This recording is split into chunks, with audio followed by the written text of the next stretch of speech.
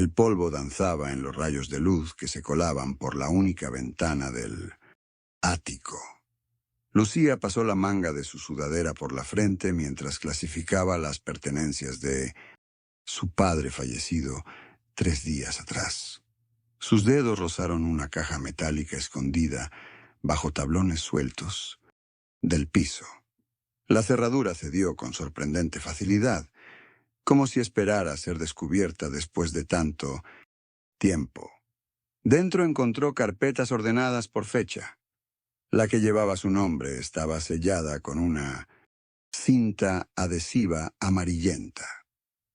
Al abrirla, un documento oficial con membrete de Servicios Especiales de Intermediación Familiar apareció ante sus ojos.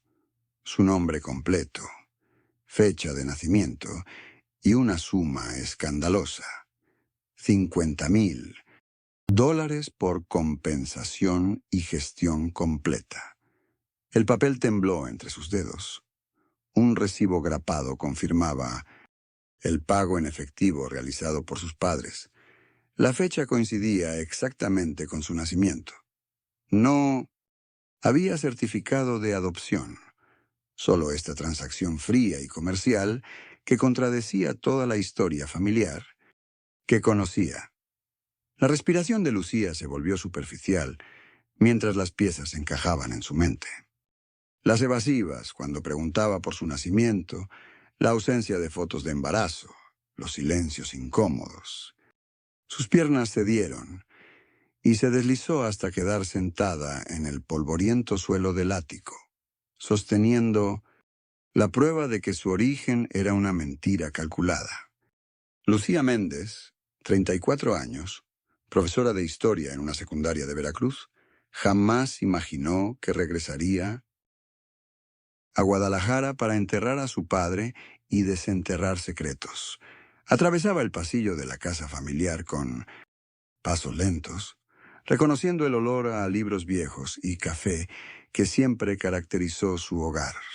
Alberto y Carmen Méndez habían construido una vida de clase media, él contador en un banco, ella enfermera, ambos siempre correctos, medidos en sus expresiones de afecto. Los retratos familiares en las paredes mostraban la evolución de una niña de pelo cobrizo y tez pálida junto a padres de cabello oscuro y piel olivácea.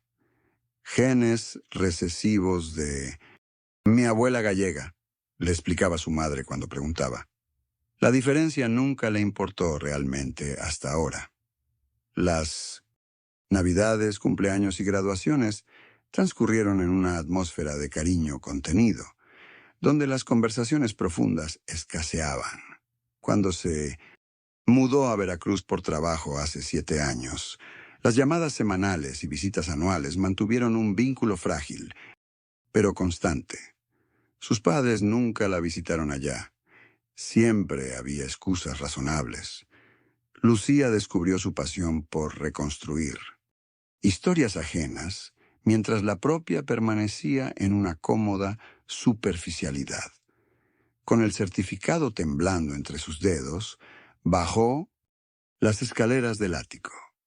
El papel amarillento pesaba como plomo. Sus ojos recorrieron nuevamente el salón, notando detalles que antes pasó por alto. Ninguna foto de su madre embarazada. La ausencia de álbumes de sus primeros meses. El sutil distanciamiento físico en cada fotografía familiar. Todo cobraba un nuevo y doloroso sentido. Lucía encontró a su madre en la cocina, con las manos agrietadas removiendo una cuchara dentro de la tetera familiar. El papel ardía entre sus dedos mientras observaba la espalda encorvada de esa mujer que creía conocer. Había ensayado 1000 veces este momento, pero las palabras se atascaban en su garganta reseca.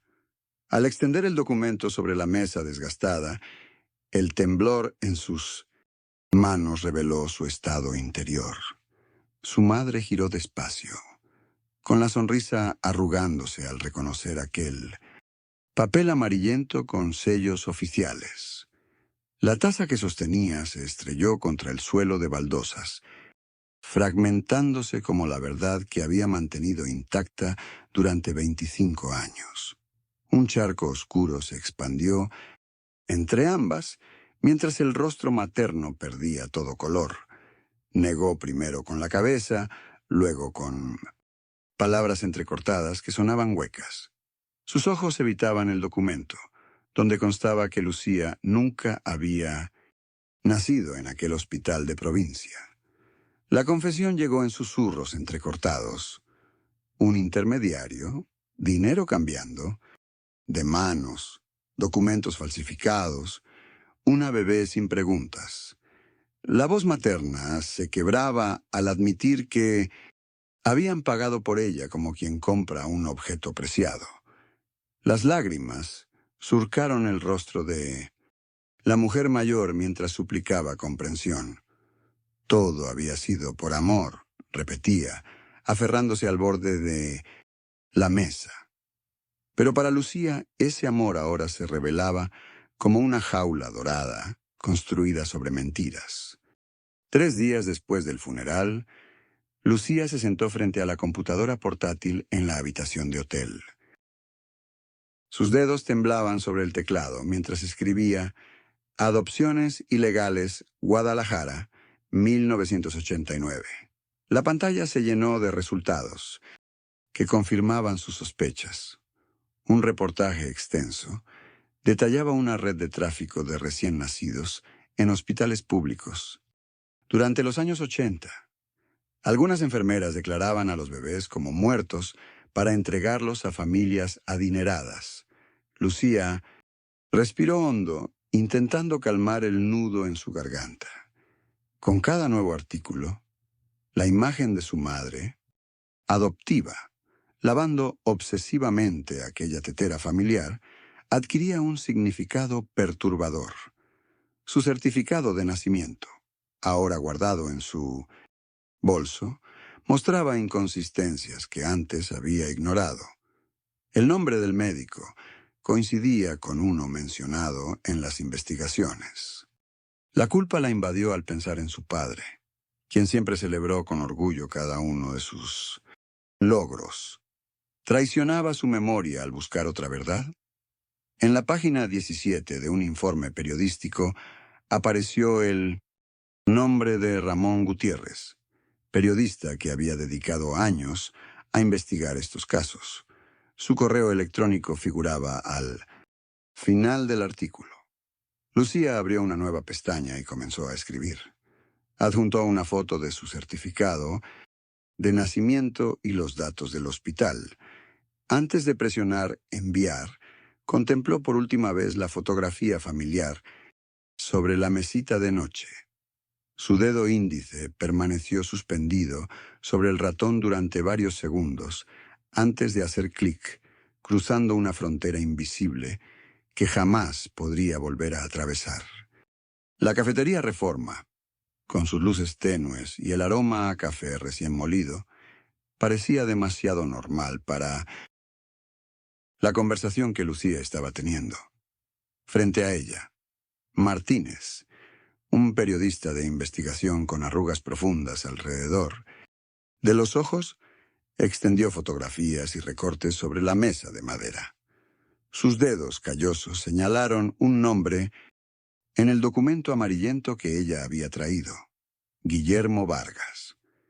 Este hombre no era un trabajador social, explicó, mientras deslizaba un artículo viejo donde el nombre aparecía vinculado a una red de tráfico de bebés. Lucía sintió un escalofrío recorrer su espalda mientras leía los detalles.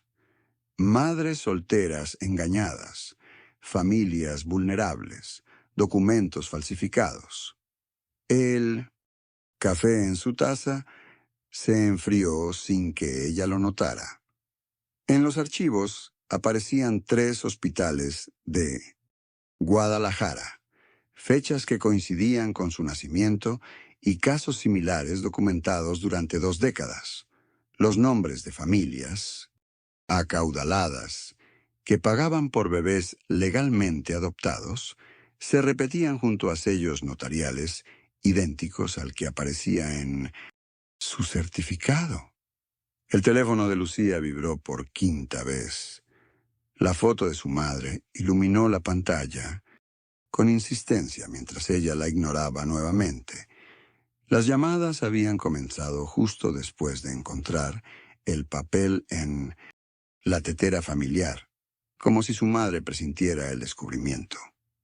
El Hospital Santa María dejó de existir hace 15 años, señaló Martínez, mostrando una fotografía de un edificio blanco con ventanas azules. Pero los registros aún deben estar archivados en algún lugar. Lucía guardó las copias de los documentos en su bolso con manos temblorosas. La verdad, que comenzaba a desentrañarse, era monstruosa, pero algo dentro de ella ya no podía detenerse. Al salir de la cafetería, el sol de la tarde la cegó momentáneamente, como una advertencia de lo que estaba por descubrir en aquel hospital fantasma donde probablemente había nacido. O quizás no. La residencia Atardecer Dorado olía a desinfectante y abandono. Lucía apretó el papel con la dirección mientras caminaba por el pasillo de azulejos gastados. El doctor Valenzuela, según los registros que había encontrado, había firmado su certificado de nacimiento falso 34 años atrás. Lo encontró sentado junto a una ventana. Un hombre, menudo con manchas en las manos y ojos nublados por cataratas. Al principio negó reconocerla, pero cuando Lucía mencionó el apellido Méndez, algo cambió en su mirada. Entre momentos de lucidez y confusión, el anciano habló de su clínica en los 80. Sus dedos temblorosos dibujaban círculos en el aire mientras recordaba cómo ayudaba a familias completas. Lucía sintió náuseas cuando el doctor sonrió al mencionar a las madres jóvenes que no estaban en condición de criar niños. Con voz quebradiza, Lucía mostró su certificado de nacimiento. El anciano lo miró sin sorpresa, comentando que había sido uno de tantos arreglos. Cuando ella preguntó por su madre biológica, el doctor soltó una risa seca. Esas muchachas ni sabían lo que les pasaba después del parto. La Sopoise. Confirmación cayó como plomo en su estómago. Su madre biológica nunca había consentido entregarla. El frío subió por su espalda mientras el doctor continuaba hablando de servicios necesarios, con perturbadora naturalidad. Afuera, en el estacionamiento, Lucía se dobló sobre el pavimento. El vómito quemó su garganta mientras la verdad se asentaba en sus huesos. No podía regresar a su vida anterior, no después de esto. La adopción no había sido un acto de amor, sino un crimen que había destruido 2 vidas. El reloj de péndulo marcaba las 7, cuando Lucía extendió los documentos sobre la mesa del comedor. Su madre palideció al reconocer los certificados falsificados y las fotos de la clínica clausurada. El tío Roberto, hermano de su difunto padre, apretó los labios mientras pasaba las páginas del expediente judicial. Lucía observó sus rostros descomponerse ante la evidencia irrefutable que había recopilado durante semanas. El silencio en aquella sala familiar, testigo de tantas celebraciones y mentiras, ahora pesaba como plomo. Su madre intentó tomar su mano, pero Lucía la retiró, con un movimiento brusco. Las lágrimas empañaban los ojos de la mujer que la había criado, mientras confesaba, entre sollozos que sabían que el proceso de adopción era ilegal. Hablaba de años de intentos fallidos, de la desesperación por tener un hijo, de cómo les aseguraron que la madre biológica había renunciado voluntariamente. El tío Roberto intervino con voz temblorosa, justificando lo injustificable. Le habían dado una vida privilegiada, educación, oportunidades que jamás hubiera tenido. Lucía escuchó cada palabra sintiendo que cada justificación era un nuevo puñal. La fotografía de Consuelo, su verdadera madre, yacía sobre la mesa como testigo silencioso. Las manos de Lucía temblaban mientras recogía los documentos, incapaz de procesar cómo las personas que más amaba habían construido su familia sobre el sufrimiento ajeno. No hubo gritos ni reproches, solo un vacío frío expandiéndose en su pecho mientras caminaba hacia la puerta. El álbum familiar que decoraba el recibidor ahora parecía una colección de momentos robados. Lucía tomó las llaves del mostrador y salió sin mirar atrás, dejando tras de sí los sollozos de su madre y el peso de 30 años de mentiras. La noche caía sobre el vecindario donde había crecido, un lugar que ya no podría volver a llamar hogar. Lucía extendió los documentos sobre la mesa del apartamento que había alquilado por semanas. Recortes de periódicos, fotografías amarillentas y la dirección de Atardecer Dorado formaban un mosaico de mentiras. El ventilador del techo giraba perezosamente, esparciendo el aire caliente mientras ella contemplaba su privilegiada infancia, construida sobre un abismo de engaños. Sus dedos rozaron la fotografía de sus padres adoptivos, rostros sonrientes bajo el peso de un secreto que nunca pretendieron revelar. El té se enfriaba en la taza, junto a su computadora portátil, donde había comenzado a rastrear hospitales que funcionaban en aquella época. La verdad era simple y devastadora. Había sido arrebatada, no salvada. Su vida entera, una construcción cuidadosamente elaborada. Lucía cerró los ojos, recordando las palabras de Francisca sobre los registros de maternidades, clandestinas. Tomó una decisión mientras la tarde moría tras las cortinas baratas. Buscaría a su familia, biológica, aunque el rechazo fuera posible. Con metódica determinación, abrió un documento nuevo y comenzó a redactar solicitudes formales para acceder a archivos hospitalarios. No podía odiar completamente a quienes la criaron, con amor, aunque ese amor estuviera manchado por la complicidad y el egoísmo. El peso de 2 identidades descansaba sobre sus hombros mientras tecleaba, la hija que fue y la que debió haber sido. El archivo hospitalario de San Juan olía a papel viejo y humedad. Lucía recorrió con la mirada las estanterías metálicas, mientras una funcionaria de mediana edad revisaba su solicitud con gesto impasivo. Los registros de nacimientos de 1985 aparecieron en una caja polvorienta con esquinas dobladas. Al hojear el libro de registros, Lucía notó algo extraño. Había espacios en blanco. Algunas páginas parecían haber sido reemplazadas. Su corazón se aceleró cuando encontró la fecha de su nacimiento con datos que no coincidían con su certificado. La funcionaria mencionó a regañadientes que la enfermera Graciela Torres aún vivía cerca, la única del equipo de maternidad que seguía con vida. La casa de la enfermera retirada se encontraba en un complejo de apartamentos para jubilados. El rostro arrugado de Graciela se tensó visiblemente cuando Lucía mencionó el hospital y la fecha. Sus manos temblorosas sostenían la taza de té mientras negaba recordar nada inusual. Pero sus ojos decían otra cosa. Lucía insistió, mostrando las inconsistencias en los documentos. El silencio pesado entre ellas se rompió cuando la anciana suspiró profundamente. Había habido una joven, confesó finalmente Elena Martínez, apenas 16 años, de un pueblo llamado Los Álamos. La habían traído en la noche, asustada y sola. Lucía salió con un papel donde Graciela había garabateado direcciones y nombres.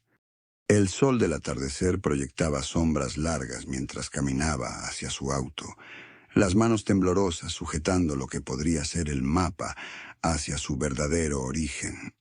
Los Álamos quedaba a 3 horas de distancia. Podría estar allí antes de la medianoche. El autobús se detuvo con un chirrido en la plaza principal de Santa Clara, un pueblo que parecía detenido en el tiempo. Lucía bajó con su pequeña mochila, sintiendo el polvo del camino adherirse a sus zapatos de ciudad. Cada edificio descolorido y cada mirada curiosa le recordaban lo lejos que estaba de su vida acomodada. El calor sofocante de la tarde hacía ondular el aire sobre las calles sin asfaltar mientras buscaba la cantina que le habían mencionado. Dentro, 3 ancianos jugaban dominó bajo un ventilador que apenas movía el aire denso.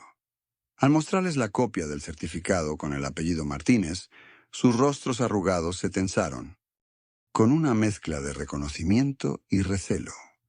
Entre sorbos a sus bebidas tibias, compartieron retazos de una historia enterrada. La joven Elena, apenas 16 años, el escándalo del embarazo, la vergüenza familiar, una dirección garabateada en una servilleta la llevó hasta una casa de adobe en las afueras. Margarita, prima lejana de Elena, la recibió con desconfianza inicial, que se transformó en melancolía al comprender quién era Lucía. De un cajón extrajo un sobre amarillento que contenía una fotografía. Una adolescente de ojos familiares y sonrisa temerosa que sostenía un libro. Se fue a la capital después del escándalo.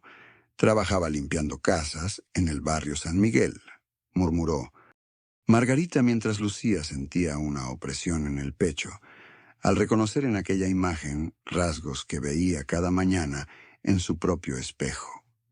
El edificio Nuevo Amanecer se alzaba desgastado entre comercios de barrio, con su fachada descolorida y buzones oxidados. Lucía comprobó la dirección en su teléfono por tercera vez mientras su corazón latía con fuerza contra su pecho.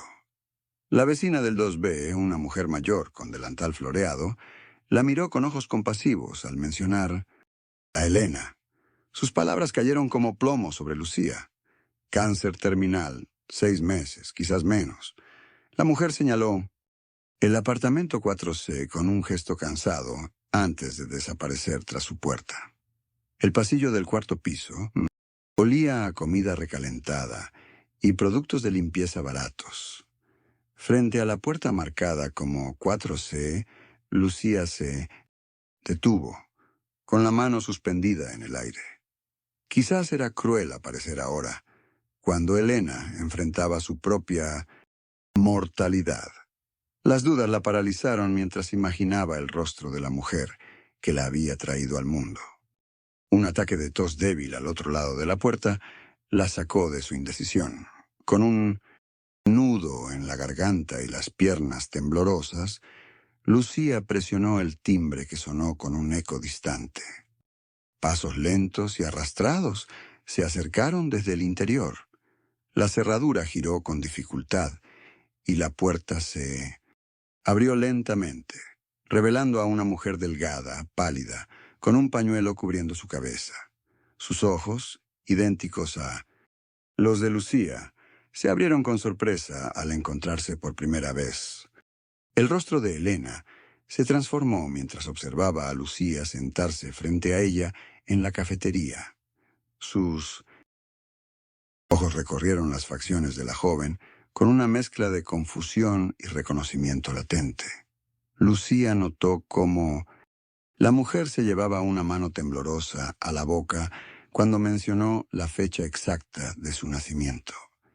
El café entre ellas se enfriaba, testigo silencioso de una verdad que comenzaba a materializarse. Elena habló con voz entrecortada, sobre aquella mañana en el hospital cuando le informaron que su bebé había nacido sin vida. Describió los años de luto, las flores que cada aniversario dejaba en el pequeño nicho vacío del cementerio local. Sus dedos tamborileaban nerviosos sobre la mesa mientras relataba la depresión que la consumió, los tratamientos, los grupos de apoyo para madres que habían perdido hijos. Lucía extendió su mano sobre la mesa, un gesto instintivo que Elena correspondió tras un instante de vacilación. El contacto entre sus dedos selló una conexión biológica que ni los documentos falsificados pudieron borrar. La luz de la tarde dibujaba sombras sobre el rostro de Elena cuando sacó de su bolso una pequeña carpeta con fotografías. Extendió ante Lucía imágenes amarillentas de abuelos, tíos y primos que compartían rasgos con ella, rostros familiares que nunca conoció. Lucía reconoció en esos ojos, ajenos el mismo arco de cejas que veía cada mañana en su espejo. 3 veces por semana, Lucía cruzaba el pasillo del hospital con flores frescas para Elena. Las sesiones de quimioterapia habían reducido su cabello a mechones dispersos, pero sus ojos mantenían aquel brillo que Lucía reconoció desde el primer encuentro. Entre tratamientos y esperas, construían lentamente un puente sobre los años perdidos. El martes, su madre adoptiva apareció en la puerta de la habitación.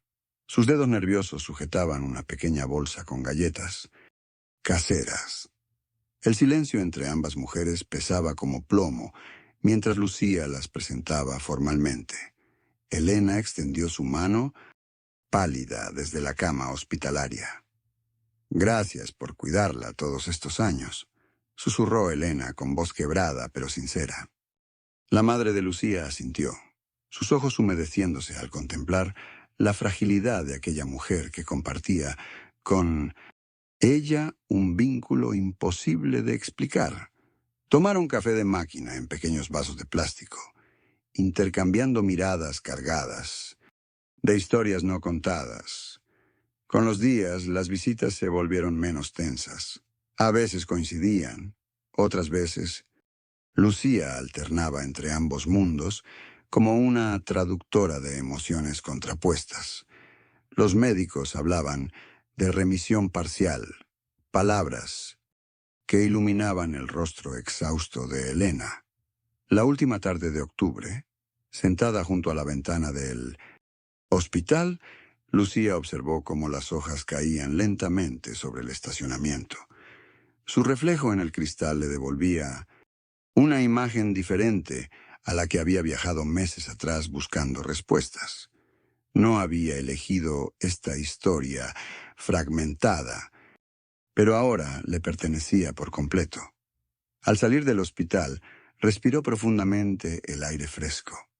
La verdad no había traído el alivio que esperaba, sino algo más valioso: la posibilidad de avanzar sin fantasmas, de pertenecer a una realidad imperfecta pero auténtica, donde todas las piezas, por dolorosas que fueran, finalmente encontraban su lugar.